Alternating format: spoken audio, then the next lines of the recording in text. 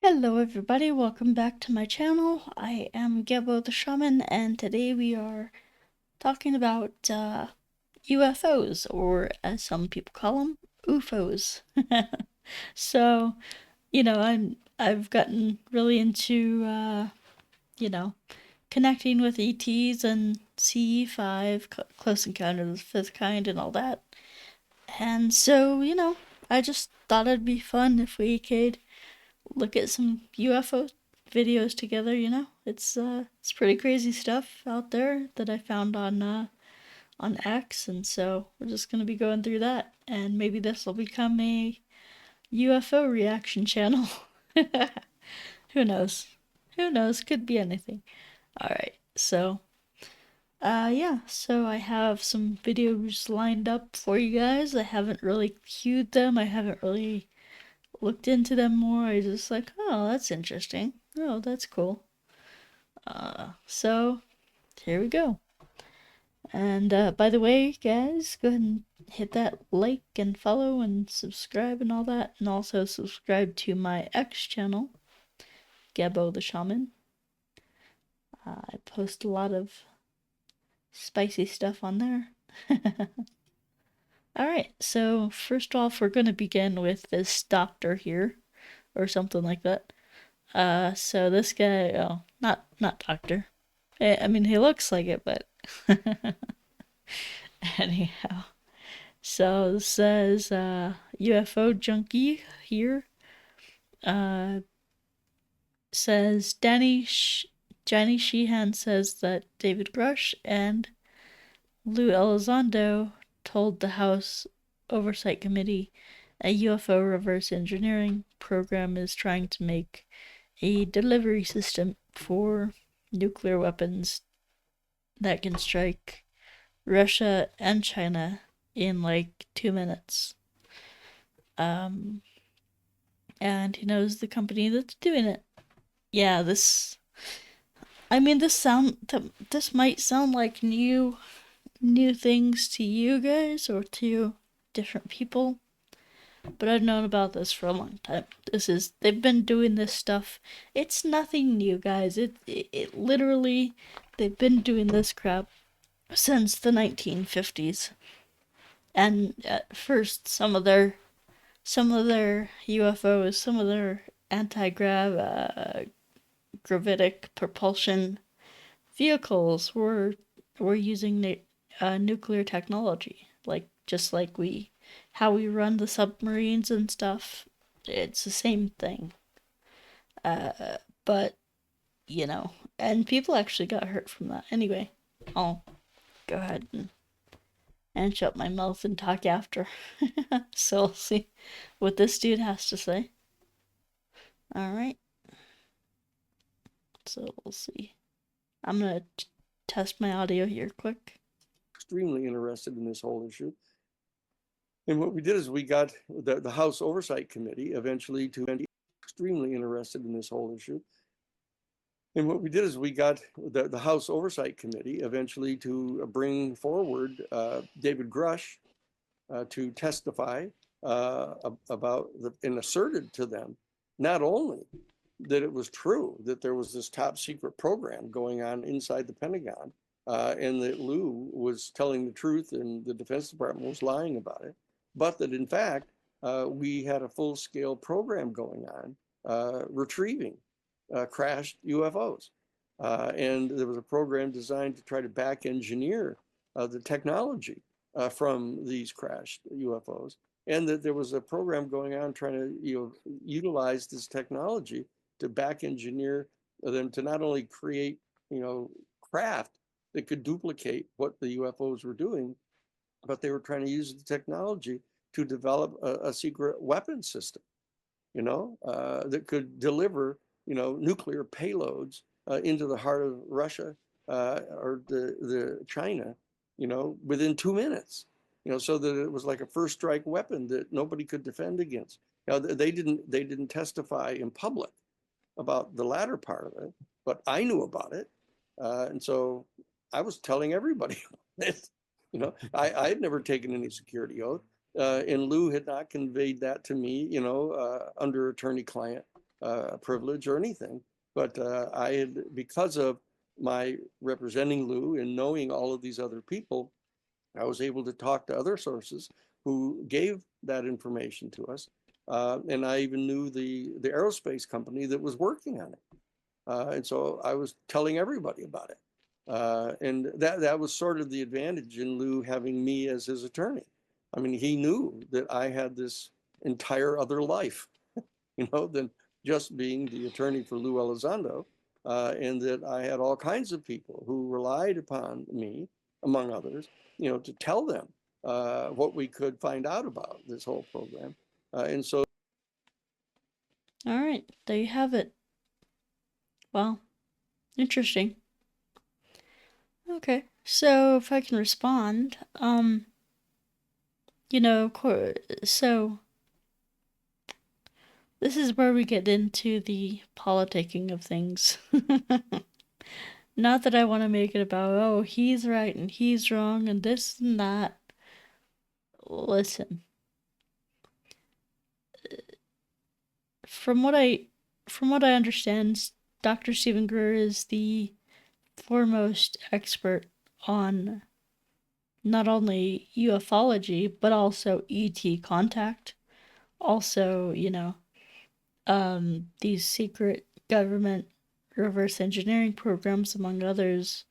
They call them, crash retrieval, but it's really they hijack the UFO with a psionic asset, which is basically a person that goes out of body and grabs the UFO out of the air and, and or at least draws the UFOs toward Earth more.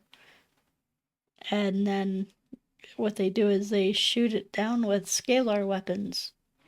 And if I could, there's a video out there. I've seen it with my own eyes about this. Maybe I can pull that up um, after we go through these. But yeah, you know, this is nothing new. They've had this technology since the 1950s. Because when the U.S. and other countries started developing nuclear weapons, testing them, and all that, that's when the ETs got interested in us, because we were, on one level, yeah, it does do physical damage. And we think, as dumb humans, dumb mammals, we're like, oh yeah, that's all it does, just physical damage, just kills them, blah blah blah. But actually it's ripping space-time apart, and it's like interdimensionally, it's like harming so many people, so many ETs, just by that explosion. It's like creates such a disturbance. And so at least that's that's what I know. And I already made another video in the past where I talked about why do I trust Stephen Greer, you know, and that's because he was just meditating, and the CIA and the intelligence committee are the, well, not committee, but intelligence people from CIA and other covert black programs approached him and interrupted the C5, the meditations that they were doing, and they actually, told them, whatever, to stop it or whatever, They almost like try to intimidate him.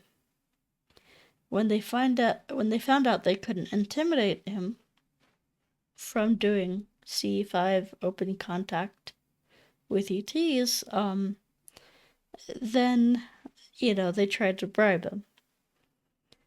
And when they tried to bribe him and it didn't work, which they tried that a couple times, they ended up trying to kill him because he wouldn't take the bribe. So, it's just like that's how I know. He wasn't trying to look into this. He wasn't trying to like snoop on the government. He wasn't trying to be involved with that. In fact, he wanted to distance himself from it. And so, this is the thing. Like,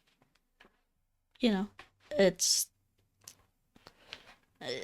so this is how I know that I can trust him, basically, is because he wasn't looking into it initially. It came to him. Like, so anyway, yeah, I mean, we've had these UFO crafts that can travel 300,000 miles per second, or is it miles per second or miles per hour? I don't know, probably hours.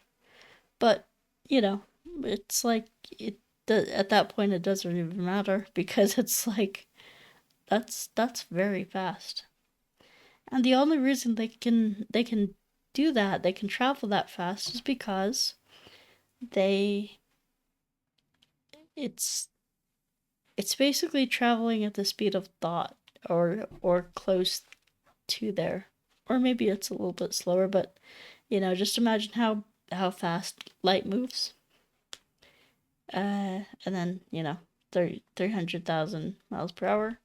So with this technology, it's basically gravitic propulsion is what they call it. So um, essentially, there is like it's well, the thing is it's creating its own gravity. So when you talk about moving at those speeds, people say, "Oh yeah, that's impossible." Well, it's impossible if you're going in a fighter plane at that level. If you're using conventional technology that we know of at that speed, yeah, the plane would crack open. The pilot would go unconscious after like 6 Gs or so, and then it's downhill from there.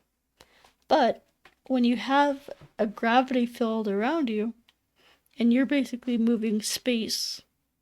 Well, you're works both ways. You're moving the craft through space, but then also you're moving it's like space through the craft as well.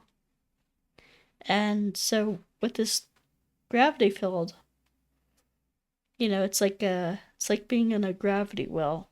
You're almost like floating, like you're the center of the gravity.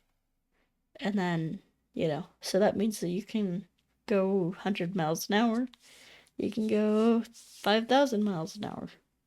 Or whatever it is. It's like, so just wanted to explain that. And the reason that I get so hyped up about this stuff is because, it's just there's so much disinformation out there. And, having had personal experiences with these ETs, I can tell you, they are so friendly. They're so benevolent. They want the best for you, for all of us, for all humanity, and for all living creatures. They want the best. They want us to experience happiness and, harmony. And also they don't want us to destroy ourselves. So, it's can be hard, like, because it's very hard to connect with people at when you're at that level, because you might want to have positive feelings for them, but then they might be scared of you. And granted, that's natural. As human beings, we are, the the word xenophobic wasn't created for nothing. Of course, we're afraid of things that are different than us. And so But don't let that fear play into how you respond when you're having an encounter with an ET.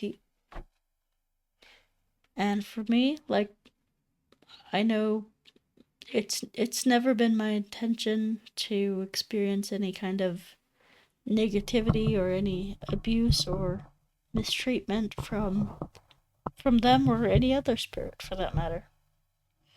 And so I've never experienced any of that. Now for other people with a lot of trauma and a lot of abuse and victimhood, like, you know, they'll manifest bad stuff happening to them. But that doesn't mean that the ETs are bad. There's another distinction to be made between ETs and aliens, what you refer to as aliens or alien abductions. Same thing. So aliens are man-made. Aliens are not extraterrestrials. They are not interdimensional beings. They're not transdimensional beings. They are man-made biological robots, basically. You know, like it's a weird comparison, but have you ever seen the? You can go and look up the real doll. Go look up real doll, and they're essentially that, but in like a Elon's Optimus, how he's developing this robot. If you mix that between that and make an alien version of it, it's the same thing. They give it lifelike skin, they will give it like, silicone or whatever. And yeah, it's just a biological looking kind of robot. And that's all it is. Aliens are just that.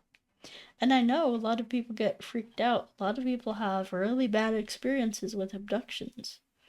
I know I've met and talked with victims of uh, alien abductions. And in fact, there was this one woman that I've heard of that, she had an abduction experience, and and she actually reached out to the real ETs, not the alien, but the ETs, and they actually they actually were so kind and sweet with her. But then you had so they were loving, comforting, things like that. uh, and she couldn't put together those two experiences of being victimized and being comforted and loved. It's like two worlds. How do you put them together? And so she thought, oh, well, there's good aliens and then there's bad aliens. No, that is another disinformation technique. There are no bad aliens because they live at or there are bad aliens. They're called human-made, man-made robots. Those are the aliens. But then the extraterrestrials are actually really good and positive because they're basically they're at such a vibration, at such a level that they can't help but have that high frequency. So anyway, we will continue. And like I know, guys, you probably heard me rant about this stuff like a few times now, so thank you for bearing with me and I just gotta get this stuff off my chest because, a lot of people are so misinformed, and it's not their fault. I mean, this is what the media has been teaching them. This is what, what, like, they've just learned from, movies like Independence Day and whatever, is to be afraid. And by talking about it like this, I'm breaking down that fear. First time I did extraterrestrial contact, I was afraid. I would be lying to you if I didn't say, yeah, I was afraid. However, it's through experience I learned that I could trust these ETs, and that I could become more relaxed in their presence, and that it's like trying to get to know someone. You don't know if they're going to be abusive or the kindest person you've ever met. You never met them before, so how do you know, right? And so it's the natural human instinct to be guarded, to be, just restrained, and, have some skepticism. However, it's through the experience of the relationship that we become more emotionally and spiritually intimate. So my emotional intimacy with them, or like even even intellectually, has gotten deeper since starting the meditations, the interdimensional meditations. So yeah, I just wanted to pass that along to you guys too, because I invite you. Don't listen to anything that I'm saying. Go and experience them yourself. You can do it just like I can. It's easy. And if you want instructions on how to meet ETs, is just go to Thunder Wizard on YouTube. Thunder Wizard on YouTube. Or actually, his name now is Michael Denney. Michael Denney on YouTube. And that'll teach you a lot, because he is like the master of this stuff. He does live meditations every Wednesday and Saturday at 8:30 p.m. EST. All right, let's move along. All right, so whether you think this is real or fake or whatever, like, I don't know, I just think it's cool. Like seeing the rainbow and then the UFO, it's pretty cool. So I'll give you a minute. Yeah, and then we have the trees here. So this was taken by a cousin of this guy in Mexico City. The object only appears in one of the 6 photographs taken. Well, cool. Very interesting. And then here we have a video. So let me back this up. I don't hear anything, and something's moving in erratic ways. It's in the shape of a jelly bean, but the interior was like plasma. It was just going like this, Chris Frederick has been a teacher for over 2 decades, and he currently works for a metro area school district. He showed us this video from January 25th. He's in his driveway off Northwest 21st in the Gatewood district. He said it all started that night when his wife wanted to go to Brahms, so they walked out to their car. But after a few minutes, neighbors were calling each other. He started calling neighbors, and before long we were all standing out in the street and had our phones out. Chris has been a drone pilot for about 10 years. He started working with them when he and his wife were realtors in Ardmore several years ago. He fired it up, and attempted to fly his drone to get a better look at the object. The sky at night, you have to have aviation lights or it's not legal. But strange things started happening. My controller talks to me and it said unable to take off, electromagnetic interference. After he recalibrated a few times, he eventually got it in the air and took these pictures of the object, which he estimates is around 1,500 feet off the ground. His drone was at about 400 feet when he took the pictures. Hold up. Electromagnetic interference. After he recalibrated a few times, he eventually got it in the air and took these pictures of the Wow. That's pretty cool. Yeah, that's interesting. object, which he Holy crap. Look at that. Wow.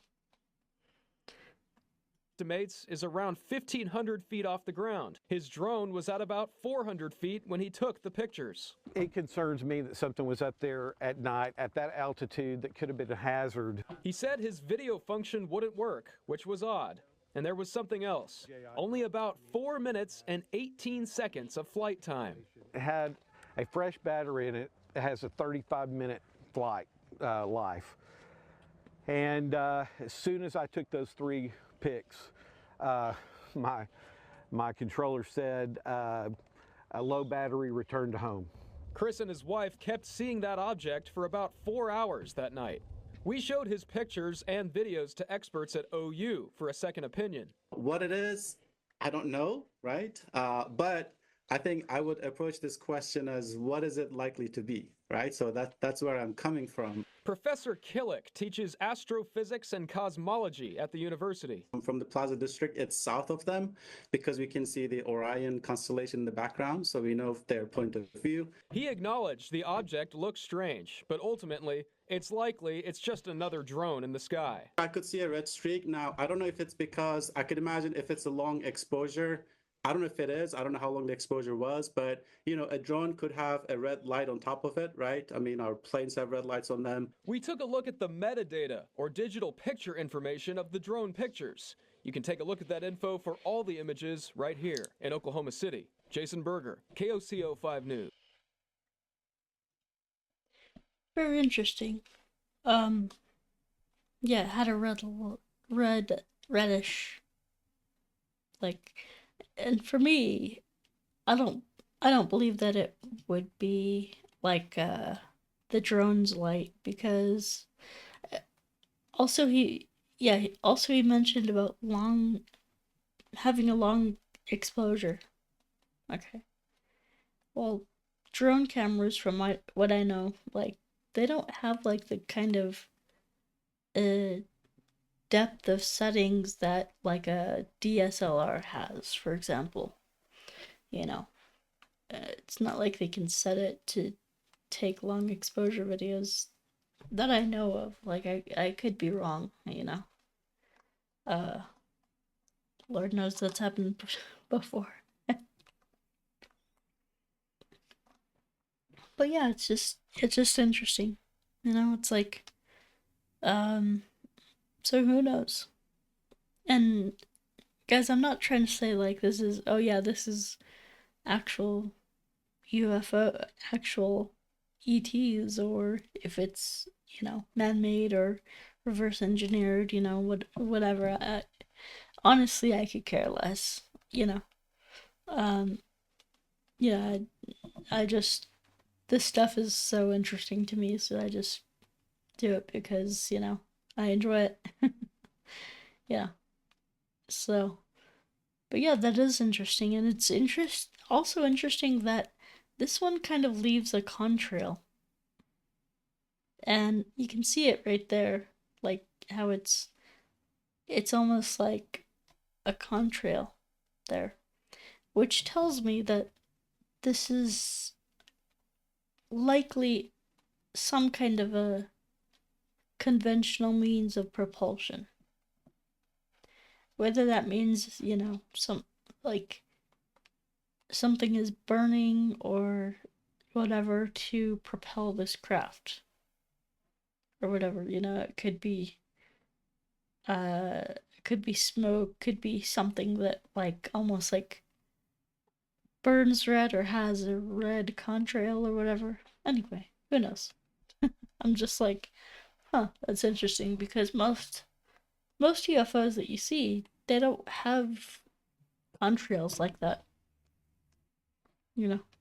Whereas you would see like whenever I live like right over an airport, and plane pathways above my head, and you know, every day I can look outside and see planes going by, and they have the even if their jets aren't producing like the white smoke contrails, um, even their wingtips just I think it's the wingtips or something like that. Uh, Going through the air can creates like cloud-looking things like contrails. Anyway, it's interesting, you know, just to look at. So we'll move along here, and this is interesting.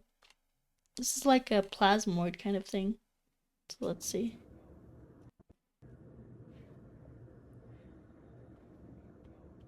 These plasmoids always interest me.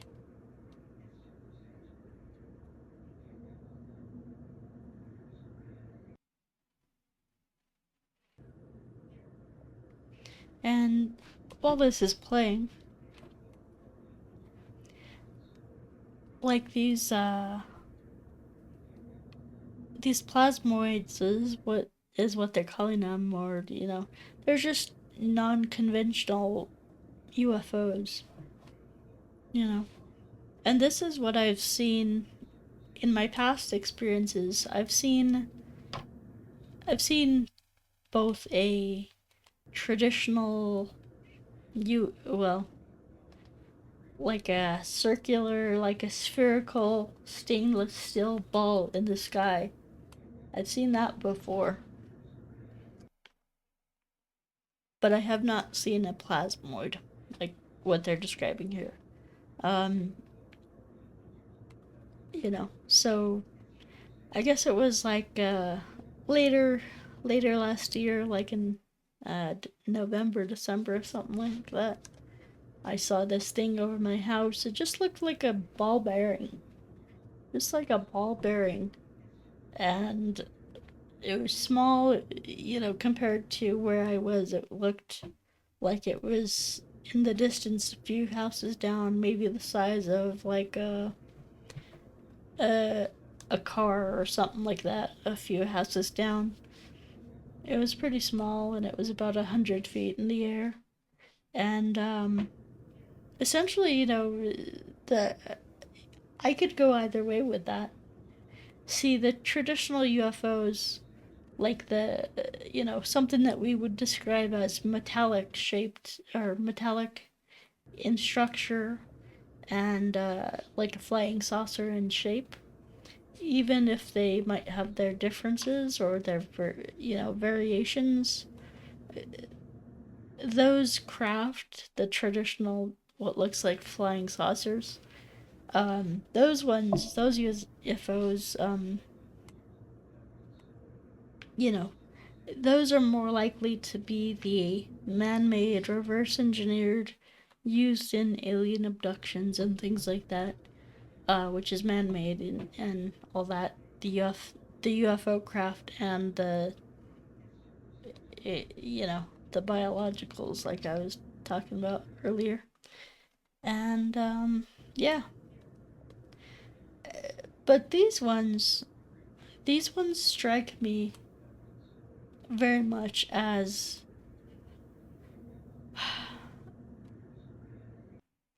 like, okay, this is an ET. Just because, I mean, look at what it's doing. You see two eyes and a happy face there. I mean, and plus the how it's been described to me is like, it'll go from like a pinky size thing to like a thumb size thing. It'll like, go from small to big.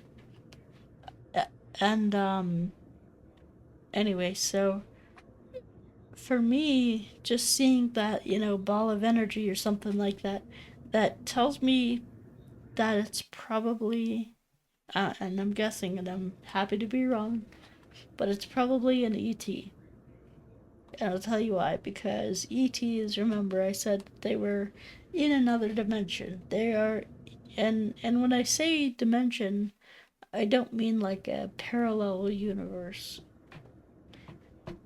Just because dimensions are not universes, you know. It's not Doctor Strange where you can fold dimensions into themselves and stuff. A dimension is, forward, backward, up, down, left, and right. That's dimensions. That gives us our 3D. Another dimension is time. So we can't necessarily go backwards in time, but we can go forwards in time, and that's another dimension. And then we have the fifth dimension, which is why I call it 5D. And that is basically some other dimension that allows you to go back and forward in time and manifest yourself in anywhere in 3D very easily, very quickly. And, and so it's like, so anyway, so 5D is oh yeah, so when you're in 5D, what you can do is you can like put your finger into 3D, like boop. And then in 3D, what we see is this ball of light that grows bigger and gets smaller. It can change shape, it can change size, all that stuff, change colors. There's another one that I'll have to look up too. Because this one lady said, like, hey, can you change your color? And it did. It went from like a blue to a green to a red or something like that. It's really cool. So, we'll move on to another one here. Let me stop this one. Pause. Okay. And then we'll go on to this one. Now, this is more like what I saw in my experience. And by the way, when I saw this I wasn't doing C5 at the time. Well, you'll see it on my camera because I got it clear as day. Maybe a balloon. It's literally a balloon. You guys see it? It's right there. I'm recording a UFO right now. Yeah, it's literally a ball in the sky. This is way over there above the trees. Well, you'll see it on my camera because I got it clear as day. Maybe a balloon. It's literally just a ball. There's no way that's a balloon. Well, this is nuts. A balloon, I mean, think about how he's panning the camera. A balloon would not go from one side of you all the way south of you or north of you to the other side. Like, it's not going to go 360 degrees around you because that's not how wind works, right? I don't know. It's very interesting.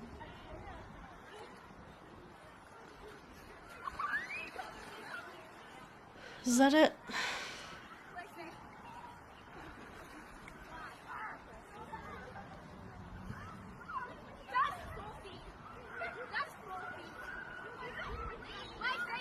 All right.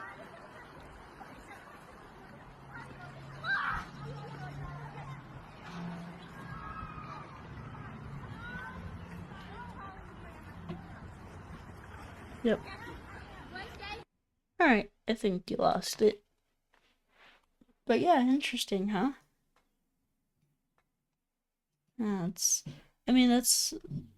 So it's interesting. So like when I saw the same or similar shape, it was very stationary. It was like it was standing still, like just hovering over someone's house or something. wasn't moving at all. Very interesting. And, you know, given these things' capabilities, if it is a man-made thing, reverse engineered craft, you know, it can, like,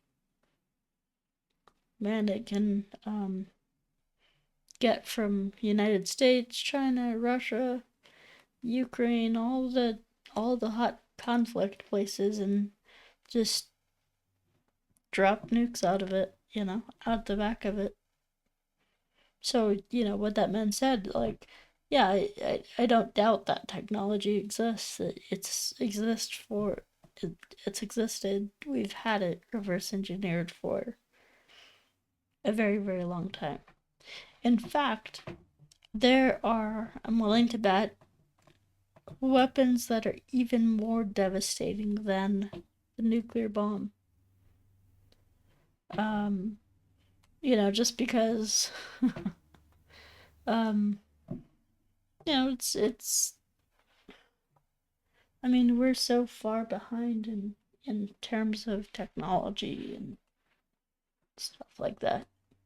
You know, we're basically we're basically in the 1800s compared to the technology that we have that, well, that these dark forces, the deep state and all that have, that can basically, you know, turn basically, I mean, we have the technology to use a nuclear reactor inside of a tunneler.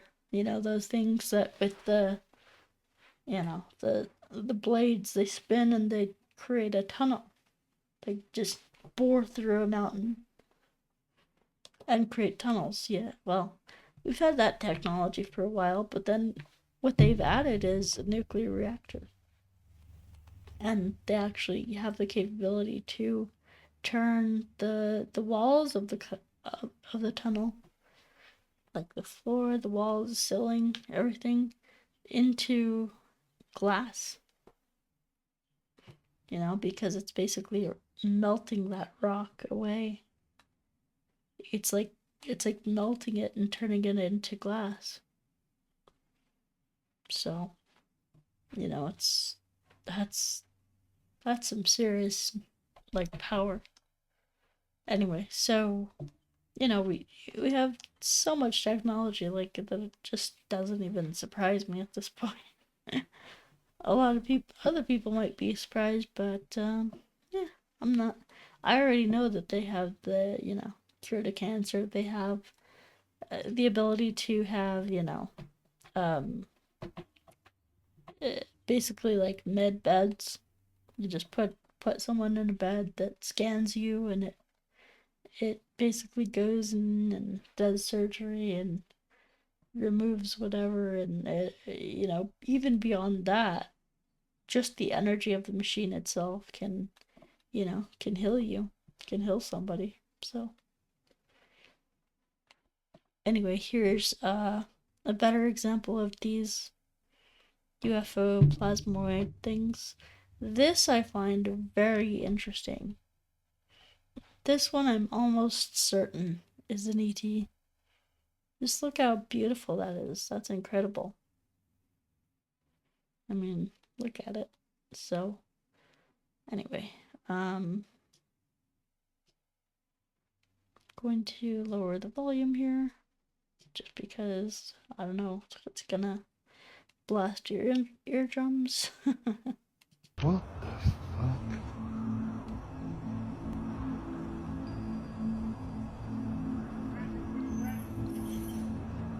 fuck? What the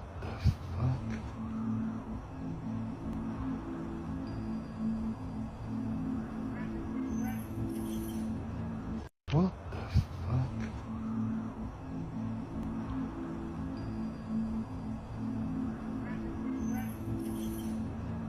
What the fuck?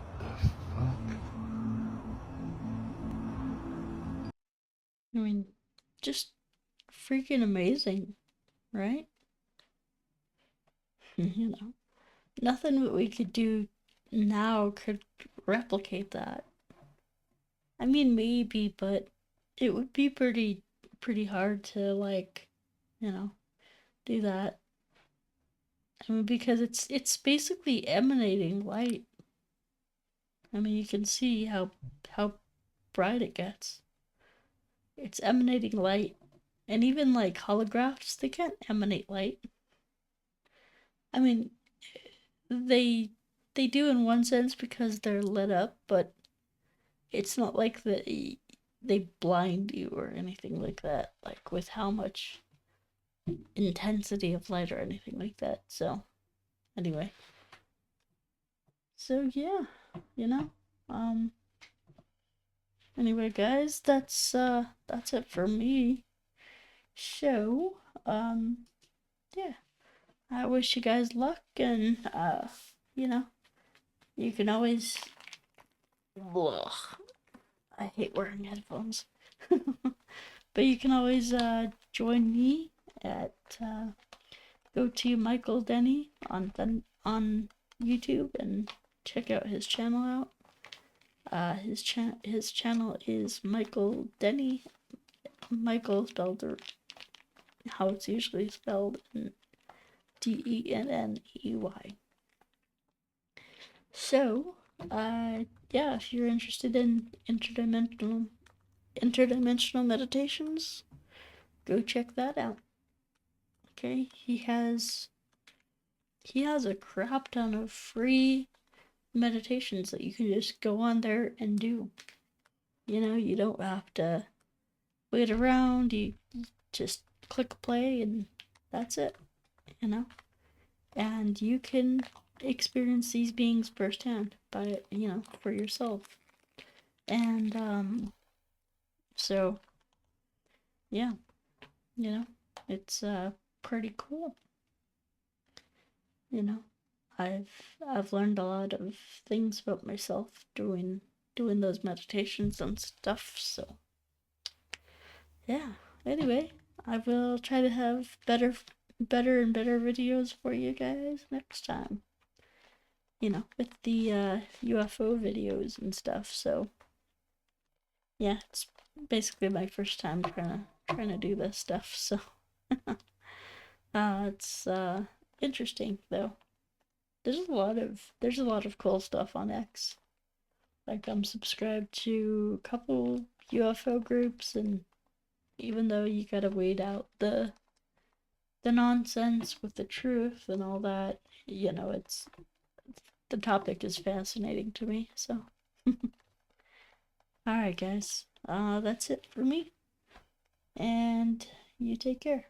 Alright, also I have a bunch of, go ahead and like the video, and you can subscribe if you want to hear more, and check out my courses. Go to GevoTheShaman.com and check it out. Alright, peace. Also, you can get my book on Amazon. Alright, take care. Bye-bye.